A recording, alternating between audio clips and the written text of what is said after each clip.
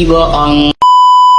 Aku hanya memikirkan satu peraturan penting. Kenapa kau lakukan hari ini kalau kau bisa melakukannya besok? Few moments later.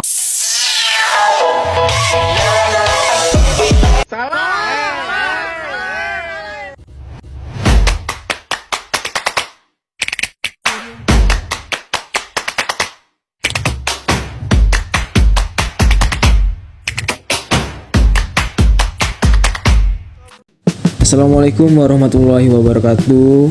Halo semuanya. Perkenalkan, saya Excel Rangga dari program studi Teknik Geologi dengan NIM 125150023 semester 1. Jadi, pada kesempatan ini saya akan membahas materi tentang AI.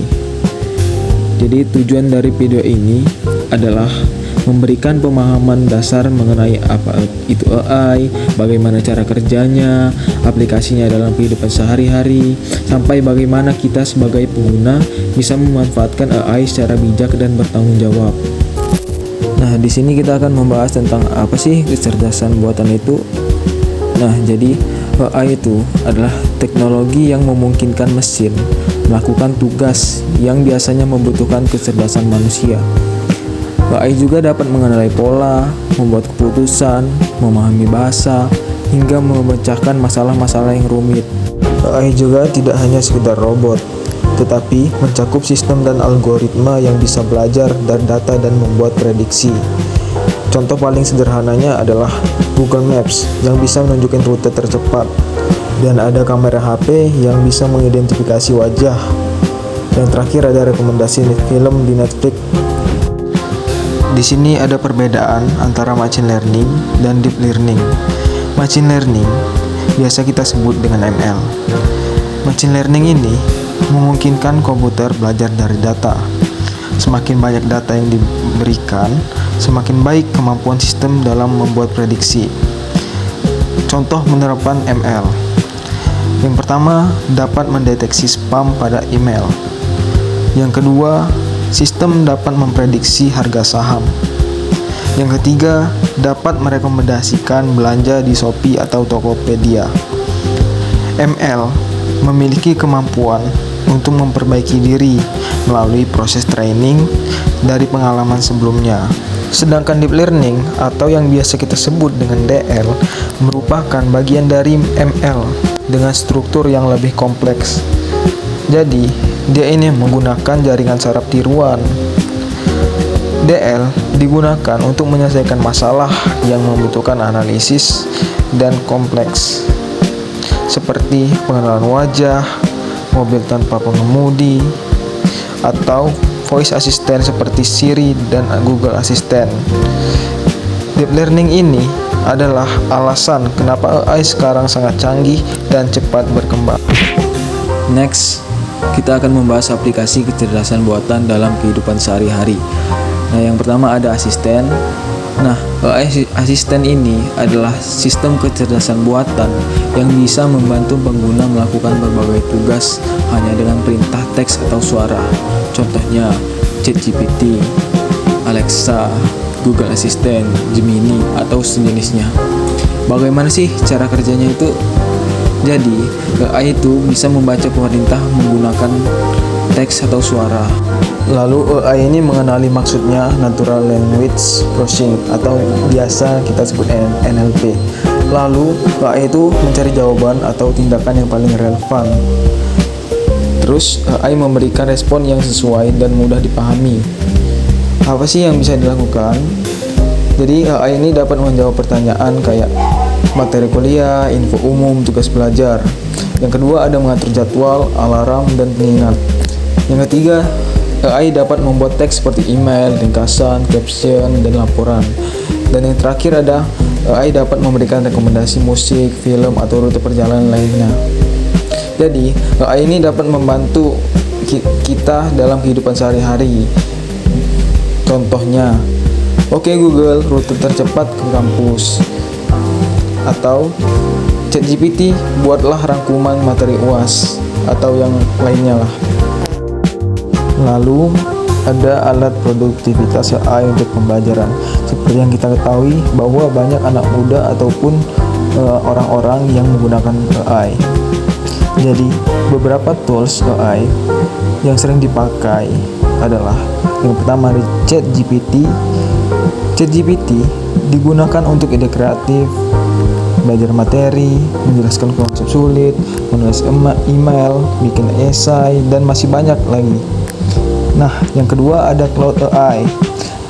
Claude AI kuat dalam membaca dokumen panjang, menganalisis isi PDF, dan memahami konteks yang kompleks. Yang terakhir ada Google Gemini.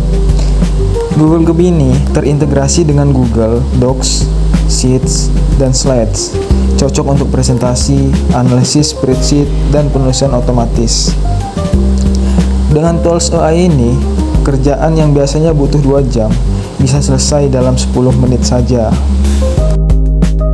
Next, di sini ada etika dalam kecerdasan buatan. Yang pertama itu privasi dan keamanan data. Kita tuh perlu melindungi informasi pribadi seperti KTP. Yang kedua ada bias dalam algoritma. Dan ini mengatasi ketidakadilan dalam AI. Yang terakhir ada misinformasi dan disinformasi. Jadi pengaruh di informasi itu salah, jangan diturutin gitu. Saya punya tips untuk penggunaan AI yang bijak. Salah satu tips terpenting dalam penggunaan AI adalah selalu memverifikasi informasi yang diberikan. Walaupun AI terlihat pintar, ia tetap memiliki keterbatasan.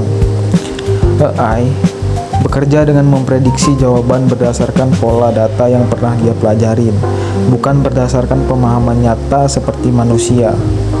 Akibatnya, AI bisa memberikan jawaban yang terdengar meyakinkan, tetapi sebenarnya salah, tidak lengkap, atau tidak sesuai konteks. Itulah sebabnya, pengguna perlu melakukan cross-check dengan sumber lain, seperti jurnal, buku teks, website resmi, atau ahli di bidangnya. Verifikasi ini penting, terutama saat informasi dipakai untuk hal serius, seperti tugas kuliah, laporan penelitian, keputusan kesehatan, atau topik-topik yang sensitif lainnya. Dengan mengecek ulang, kita bisa memastikan bahwa apa yang kita gunakan benar-benar valid dan tidak menyesatkan. Intinya, AI itu cuma alat bantu, bukan sumber kebenaran mutlak. Jadi, selalu cek 2 kali sebelum percaya penuh. Saya punya tips untuk penggunaan AI yang bijak. Salah satu tips terpenting dalam penggunaan AI adalah selalu memverifikasi informasi yang diberikan. Walaupun AI terlihat pintar, ia tetap memiliki keterbatasan. AI bekerja dengan memprediksi jawaban berdasarkan pola data yang pernah dia pelajarin, bukan berdasarkan pemahaman nyata seperti manusia. Akibatnya, AI bisa memberikan jawaban yang terdengar meyakinkan, tetapi sebenarnya salah, tidak lengkap, atau tidak sesuai konteks. Itulah sebabnya, pengguna perlu melakukan cross-check dengan sumber lain, seperti jurnal, buku teks, website resmi, atau ahli di bidangnya. Verifikasi ini penting, terutama saat informasi dipakai untuk hal serius, seperti tugas kuliah, laporan penelitian, keputusan kesehatan, atau topik-topik yang sensitif lainnya. Dengan mengecek ulang, kita bisa memastikan bahwa apa yang kita gunakan benar-benar valid dan tidak menyesatkan. Intinya, AI itu cuma alat bantu, bukan sumber kebenaran mutlak. Jadi, selalu cek 2 kali sebelum percaya penuh. Kesimpulan, AI untuk pembelajaran. Jadi, AI ini telah menjadi alat penting dalam proses belajar modern. Kehadirannya membuka peluang untuk meningkatkan kreativitas dan inovasi. Karena AI mampu membantu menghasilkan ide-ide baru, memberikan sudut pandang berbeda, serta memperkaya proses eksplorasi pengetahuan. Selain itu, AI memungkinkan pembelajaran yang lebih personal, di mana materi dapat disesuaikan dengan kebutuhan, kemampuan, dan kecepatan belajar masing-masing individu. Hal ini membuat proses belajar lebih efektif dan terarah. AI juga memperluas akses terhadap sumber daya pendidikan. mulai dari jurnal, simulasi, video interaktif, hingga solusi pembelajaran berbasis data. Dengan ketersediaan ini, informasi yang luas dan cepat, peserta didik dapat belajar secara mandiri, mendalam, dan lebih fleksibel. Secara keseluruhan, AI dapat memberikan peluang besar untuk menciptakan proses pendidikan yang lebih adaptif, kreatif, dan inklusif selama digunakan secara bijak dan disertai pemahaman etika digital yang baik. Jadi, kesimpulan yang dapat kita rangkum pada kecerdasan buatan AI ini adalah kecerdasan buatan adalah teknologi yang membuat mesin mampu belajar, memahami pola, dan mengambil keputusan seperti manusia. Dua konsepnya adalah machine learning dan deep learning. Aplikasi AI dalam kehidupan sehari-hari itu luas, seperti terjemahan otomatis, rekomendasi konten, hingga asisten virtual yang membantu aktivitas harian. Untuk alat produktivitas, beberapa AI populer adalah ChatGPT, Claude, Gemini. Dalam penggunaannya, AI memunculkan isu etika seperti perlindungan data pribadi, bias algoritma, dan bahaya misinformasi. Karena itu, kita perlu menggunakan AI dengan bijak. Verifikasi informasi, gunakan AI sebagai pendukung, jaga privasi dan hak cipta, hindari ketergantungan penuh, manfaatkan AI untuk meningkatkan kreativitas. Kesimpulannya, AI sangat membantu proses dengan pembelajaran, seperti meningkatkan kreativitas, mendukung pembelajaran personal, membuka akses informasi yang sangat luas. Sekian video pembahasannya. Semoga bermanfaat dan bisa menambah wawasan kamu tentang kecerdasan buatan. Kalau kamu suka materi seperti ini, jangan lupa like, komen, subscribe supaya kamu gak ketinggalan konten berikutnya. Terima kasih sudah nonton. Bye-bye.